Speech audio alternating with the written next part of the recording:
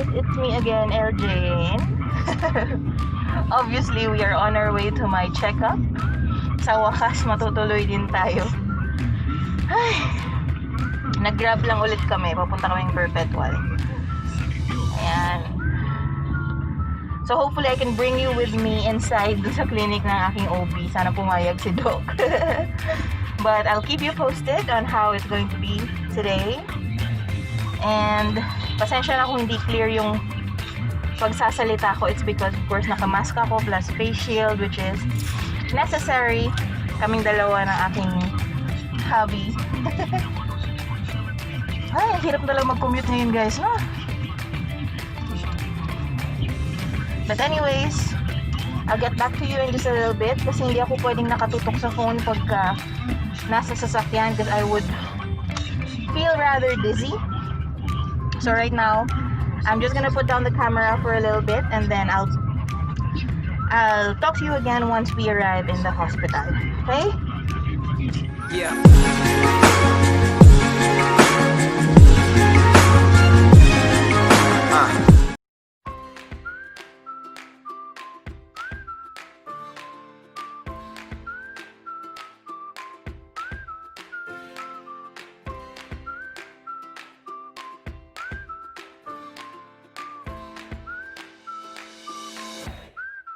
I'm here now, waiting for the elevator. Punta tayo ng 3rd floor. Doon ang office ng ating doctor. Ano na ba ito? Thank you po. So I'm on my way to Dr. Cha's office. Actually, late na ako sa appointment ko, guys. I'm supposed to be here at 2. Kaya lang, hirap kasi mag-commute mo.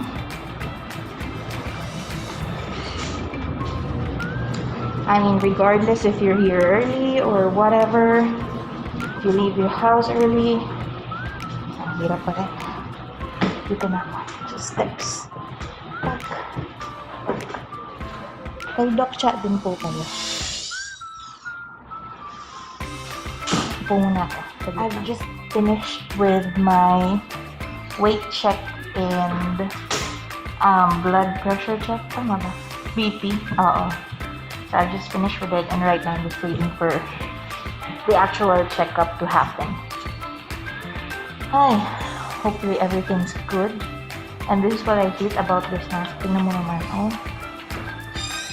Nagbablur ang aking face shield. But anyways, I hope everything's gonna be fine. I'll get back to you in just a little bit. So I have created a list of questions that I'd like to ask later. Yep. And if in case hindi ako pwedeng mag-video sa loob, then I will just make sure to get the answers from those lists or for those lists, and then I will be including that in videos as well. I'm sure some of you are asking the same questions as me, so I'll try to get all the answers I need later on, and we'll be updating you as well. See you back in a bit. Hi guys, that's my very beautiful doctora. Ayan, tapos na. Thank you, Doc. Okay. Yung mga test na to, Doc, ngayon ko rin ipapadala ito sa inyo or sa pagbalik ko na. October, ano nga ulit yun, Doc? 10. 10, okay po. Sige. Thank you, Doc, ha. Okay. Bye-bye po. Okay. Yeah.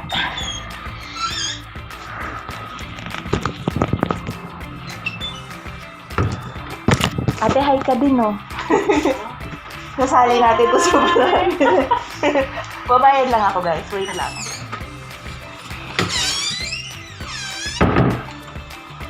So, I am finally done.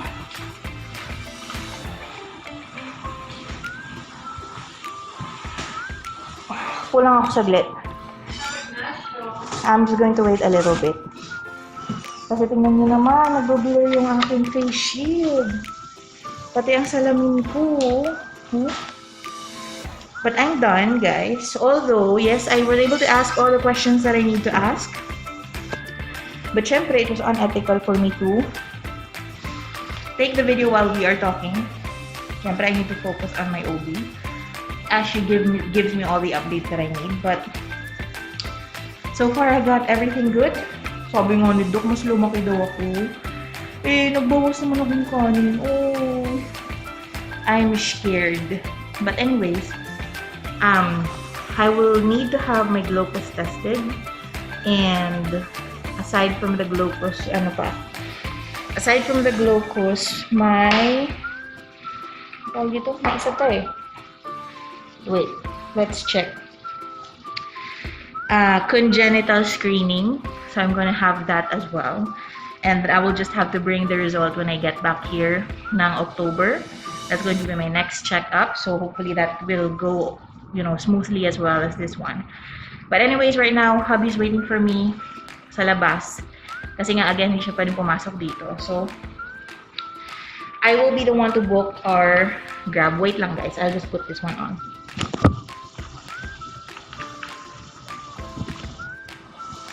So, I will be putting down this camera for now so that I can talk to hubby. And then I will be able to book a new or Grab for us para makauwi. But, just stay there and I'll be keeping you posted again as they go along and makauwi kami. Alright. So let's now go back to hubby para makauwi na kami. Kasi anong oras na din and we just left Primo there sa in-laws ko. So now it's time to go home. Parang gusto ko mamalengke guys. Gusto kong bumili na pang sigang. I'm craving for sinigang, but we'll see. It's too early to go to the market anyway. But yeah, we'll see. So I'm now at the elevator. So this hospital kind of looks like it already stood the test of time. To be perfectly honest, I mean, if you take a look at it, parang Mary Johnston din. Thank you, Kuya. Parang Mary Johnston din, but in a way, because it's been here for many years, it kind of like makes me confident as far as me giving birth here. I hope that feeling's really good.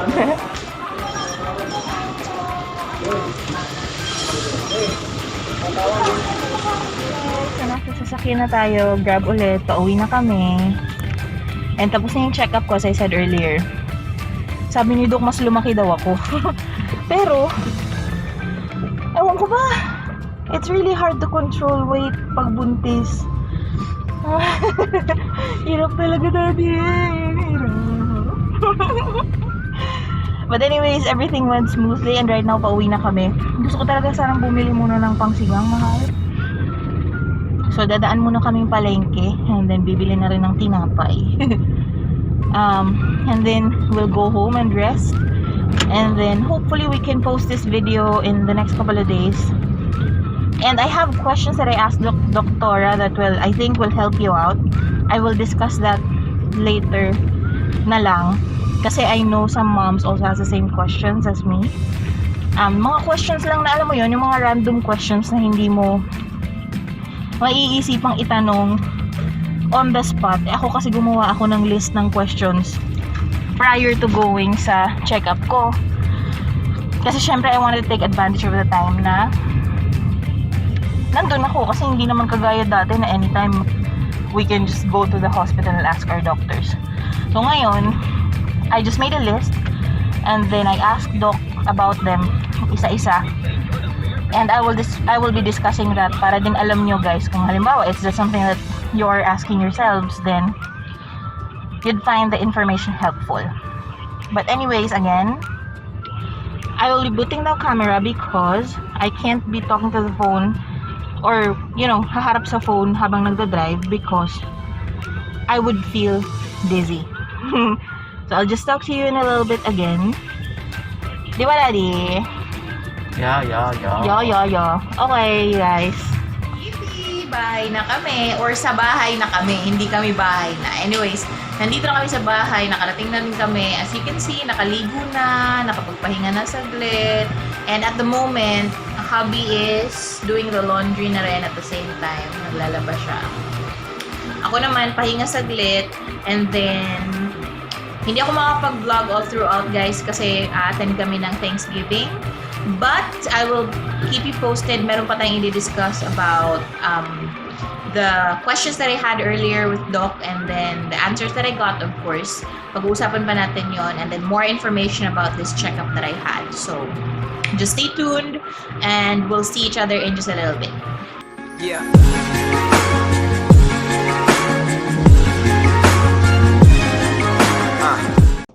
Okay, so dito ko na lang itutuloy yung aking vlog. I'm really sorry, mommies, guys out there. Hindi ko na talaga na ituloy yung vlog ko nung nakaraan. It's because sobrang pagod pagdating namin dito. Sobrang pagod na talaga, and then natulog agad. And for some reason, sa stage ng pregnancy ko ngayon, it seems like I'm always tired I'm always tired kahit, for example, may sasakyan naman nung nagpa-check up kami. But then again, when we arrived here, all I really wanted was to lie down. So I'm just going to continue the vlog right now. In a sit-down vlog such as this is going to be more of like my 25 weeks already na rin naman. So let me update y'all about everything that happened, or everything that I did promise you prior to, the checkup. Well, eventually, of course, as far as the baby's update is concerned, as of this time, the baby is already 13 inches long, and also it weighs 1.5 pounds. Now, I'm using two different apps at the moment. One is Flow, and the other one is What to Expect Pregnancy. I'm not sure if any of you mommies out there are also using the same thing, but according to Flow, the baby is now the size of a corn. But according to What to Expect, it's now the size of a larger eggplant. So if you picture it out, that's how my baby weighs, or size, how big my baby is at the moment. So yun na nga. So it's just 15 more weeks to go. I can't believe it. Saglit na lang. But then again, the more that papalapit ako dun sa date kung kailan manganganak na ako, the more that I'm really getting more and more excited. And I'm not sure if it's because I'm excited to meet my baby. Yes, that's one. But another thing is, of course, I really wanted to get this over with. I've not been honest probably before. You know what, guys? Sabihin ko lang sa inyo. Isisingit ko na lang ito. Before kasi talaga ako mabuntis, I was already starting to get back to working out. But then again, a few weeks after, I was already working out, I found out that I was pregnant. So right now, I'm really just looking forward to the day na mailabas ko na yung baby ko, and then I can finally go through the recovery from the cesarean operation, and then, once again start again from the beginning kung paano ulit ako magpapapayat and those kind of things. So, I'm just really looking forward to those days. And counting the weeks right now, I'm really just so excited. Anyways, since I was able to go see my OB for my checkup, I was able to ask her about some of the questions that I'm not sure if you mommies out there are also also asking the same thing, but I am. Actually, those are one of the things, or some of the reasons why I'm rather anxious kahit pangalawang pregnancy ko na ito. And I have actually created a list of those questions, as I said before, and I will be reading those questions to you and giving you the answers that my OB has given me. So I'm going to be giving you that right now, one by one. So I hope this would help you out as well. Alright, so the first question that I asked my OB was, kung sino yung pedya na nasasalo sa baby ko. Kasi when we were supposed to have or to give birth in Mary Johnston, my pediatrician was also in Mary Johnston. So basically, it was already a given that when I gave birth, Dr. Gingon, my pedia or Primo's pedia, will be the one to assist. But now, since we will be giving birth at a different hospital, I did ask my OB this just to make sure. According to her, we could have the option of inviting Dr. Gingon over, but then again, it will be too much of a hassle because of the situation that we are in right now. So we're going to have a different pediatrician who will be assisting once the baby is out. And I'm not sure if I could mention the name here, so I'm just not gonna say it yet because I've not been able to talk to the doctor yet. But yeah, there is going to be a different pediatrician who will be looking after my baby once he comes out. So that's going to be the situation that we are going to expect. The next question that I did ask Dr. Cha was, pwede po ba ang unang yakap? For those mommies out there who did the research, you guys know that unang yakap is kind of like an important thing when it comes to giving birth, kasi that's when your baby first latches on you, and then eventually it has a very positive impact on the baby and also on the mother.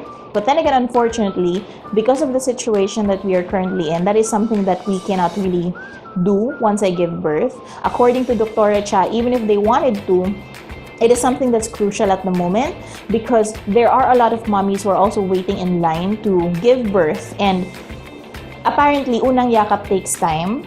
It's not something that we could, force the baby to go right ahead and latch on you. It would take about 30 to an hour in order for the baby to completely latch, and then the unang yakap will be completed. So that's one of the reasons why. The next question that I asked was, remember on my first or on my previous pregnancy update, I told you that I was sweating a lot, and I did ask Doctora about this, and she said that it's fine, it's okay as long as I stay hydrated, like what I believed in as well. So yeah, as long as I stay hydrated, that should not be a problem, and drinking calamansi juice is not also a problem. It's okay. Well, probably this is just my own thing, but I don't feel any heartburns anyway, or any like pangangasim. So I don't feel those. So I guess drinking calamansi juice is really fine. And if you think about it, it has a lot of vitamin C. It would benefit me and my baby, especially with the situation that we are currently in, right? So that's one thing. And then I did ask again, Dr. Cha, if it's normal at my stage of pregnancy, 6th month pregnant, if it's normal para manakit na yung singit ko, yung mga palipaligid ng singit ko. And according to her, that is normal.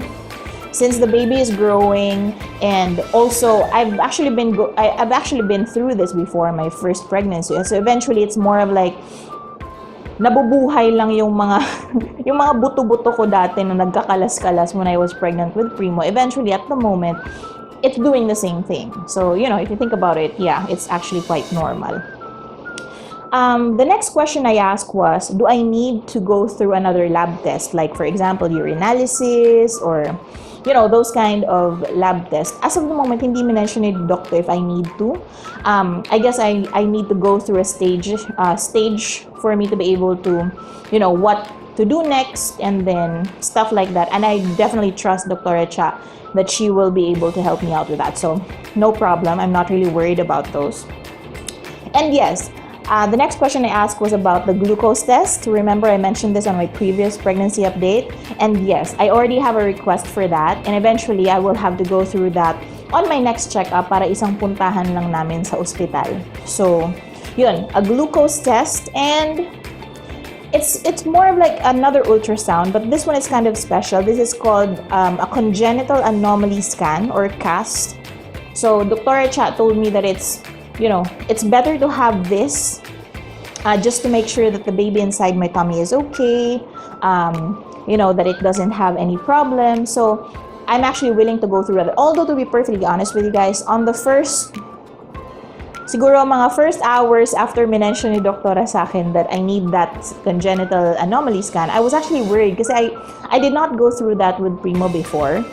So now, my questions were actually running through my head na bakit may problema kaya? May nakita kayang problema si Doc na ayaw niyang sabihin sa akin ngayon. But then, she assured me that no, it's not about anything that, any anomalies that she was able to find, but it's just something that she requires her patient just to make sure that there are no problems. So that actually assured me quite well. So that's okay. And then I did ask if there are lists, or if they have a list of, kasi diba sa ibang ospital, they would give you a list of the things that you'd need to bring once you're about to give birth. Merong mga ganun sa Mary Johnson kasi before, they did give me a list of that. And I asked if Perpetual is going to be the same thing. According to Dr. Cha, I actually have an option. Kasi if I am going to go through with the Kabayan package, if you remember that on my very first pregnancy update, I did talk about the kabayan package that Perpetual Succor Hospital is offering. If I am going to take advantage of that, yes, I would have to bring my own like nappies for baby, mga pampaligo and stuff like that. But if, for example, I am not going to take advantage of the kabayan package, apparently, Perpetual Succor Hospital takes care of everything. So according to Dr. Cha, all you'll need to do is to bring your pamalit na damit, and then the baby will be taken care of. So that's what the difference is. You know, for all mothers out there who are also still looking for a hospital to go to, I would really definitely suggest Perpetual. Aside from that, hindi ko alam kung this is just a gist or something, but every time I go there, actually, the people are quite nice. It's kind of rare for me to find a hospital. I'm not sure, siguro hindi naman kasi ako pala punta ng hospital, but so far, my experience in Perpetual is really quite good. So, that's something. And then, normal lang po ba, I did ask Doc, na magalaw si baby? Kasi, yung baby ko ngayon, my son in my tummy, is really, really active. I mean, pag siya kasi gumalaw, think about a drum roll. That's how it feels. You know, you think about a drum roll, just how that's actually how it feels sa loob ng tiyan ko. And then, minsan may ikot siya na, talagang, gaganon. So, mapapaganon talaga ako. And according to her, that's actually normal. So, that's already been covered, and at least my worry about that has been cleared na. So, no problem with that. Normal po bang mamanas na ngayon? This is one of my worries kasi according to the people that I know, that I asked, and even my husband did say as well, that the reason why you are namamanas or swelling early in your pregnancy is probably because you ate a lot of salty food. So that was what I was worried about, because I was thinking like, namamanas na kasi ako sometimes, diba? I did mention this in my previous vlog. And I was worried that probably I was not eating, or I was probably eating too much salty food. And then according to Doktora naman, yes, it is normal. So that's not going to be a problem as well. As long as, of course, I would now control the food intake as far as, the sodium is concerned.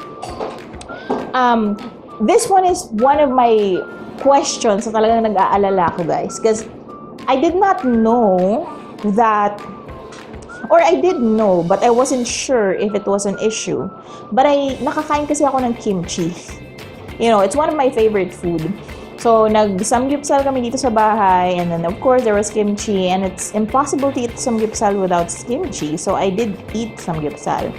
And then later on dun ko lang na-realize na, teka, di ba fermented ang kimchi?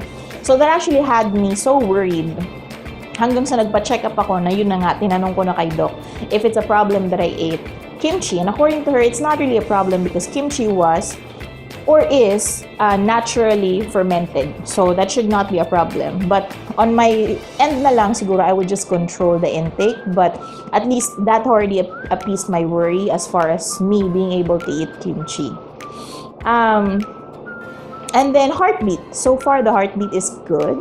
That's what I was really, yun ang dahilan kung ba't gusto ko nagpapa-check up, gusto ko nagpapa-ultrasound. It's because I wanted to know if my baby is still doing fine inside my tummy. Kasi kahit naman nasa loob siya, ikaw nagdadala, hindi ko siya nakikita. So, may worry pa din ako, di ba? And then, here's the thing. On my last ultrasound, di ba, nagkaroon pa kami ng gender reveal and all that. I was actually told by the sonologist that my baby is 60% boy because it's not, it wasn't that clear yet, or parang sabi niya hindi masyadong malinaw kung ano ba talaga yung gender ni baby. Although sabi naman ni Dr. Cha, you really cannot be assured sa ultrasound about sa gender ng baby mo. There are always instances na nagkakamali ng gender. So, yeah. So yun na nga, I did ask Doc if that is really, something that happens. I'm not sure kasi hindi ko naman alam. Na ang alam mo is yung gender ng baby mo is a baby boy, and then eventually, at the end of the day, malalaman ninyo that it's a baby girl. Sabi ni Doktora, there are instances that happens na ganun talaga ang nangyayari. So, we really cannot be 100% sure in an ultrasound. So, hopefully, this anomaly scan din na gagawin namin, we would be able to make sure magkakaroon ng gender reveal. Joke. But yeah, those are the questions that I did ask Doctora. Yeah, and those are the list of questions that I have. Now, if you have other questions that you'd like to know about pregnancy, about what you're going through, just comment it down below, and I will make sure that on my next checkup, I'll try to ask Doctora, kasi that would also help me out. Even though this is my second time being a mom or being pregnant, I still have a lot of questions, a lot of worries, a lot of mga bagay na hindi ko naiintindihan during pregnancy, and I would really appreciate your comments, your suggestions, advices. Comment it down below. I would really appreciate that. So those were the questions I did ask my OB, and I was really thankful na nakausap ko siya. And now at least I can already sleep a little well kasi nga those worries have already been appeased. So on my next checkup, that's going to be October na, mahal, no? That will be around about October na. So I would have to go through different tests na nga, like what I've said, the glucose test and the CAS test, or the congenital anomaly scan. I'm also going to be taking you guys with me, and we'll talk more about that on my next update na lang, about the congenital anomaly scan. But for now, this is going to be an update about my pregnancy. And, well, anyway, I am excited about my baby coming out. I know it will be hard. I'm sure all the mommies out there who has 2 kids with a very, na konti lang yung edad, yung pagitan ng edad, would agree with me or would know that it's not going to be easy. I would have to take care of a 2-year-old and a newborn at the same time. I know it's not going to be easy, but I'm still very excited. I really couldn't complain because I know this is a blessing. I'm not pointing out anything, but I'm just really thankful that, I'm not going through the same problems as other moms out there are going through, like nagkakaroon ng bleeding, any complications. So far, even if I'm this big, even if I'm a plus size mom, everything for me is normal. And that is something that I'm really thankful for. All right. So guys, I'll be ending this video here. This is going to be my 25th week update of my pregnancy. And I'll be ending the video here saying that, if you or if other moms out there are having doubts, having difficulties, getting really excited about their baby, it's okay. All the symptoms that you're going through, just make sure that you consult your OB about it. And it's okay if you feel tired, magpahinga kayo. If you get help from other people, like if you have your in-laws right there next to you, kagaya ko, I'm so lucky I have them. If you have your husband right there next to you, don't worry. Don't be ashamed to ask help from them, because that's basically blessings from the Lord, So that's all I'm gonna say. Again, don't forget to click like and subscribe, and also don't forget to click the icon or the bell button for notifications so that you'll be notified on my other videos that are coming up in the next couple of days. So thank you very much and have a good day. Bye bye, everyone. Yeah.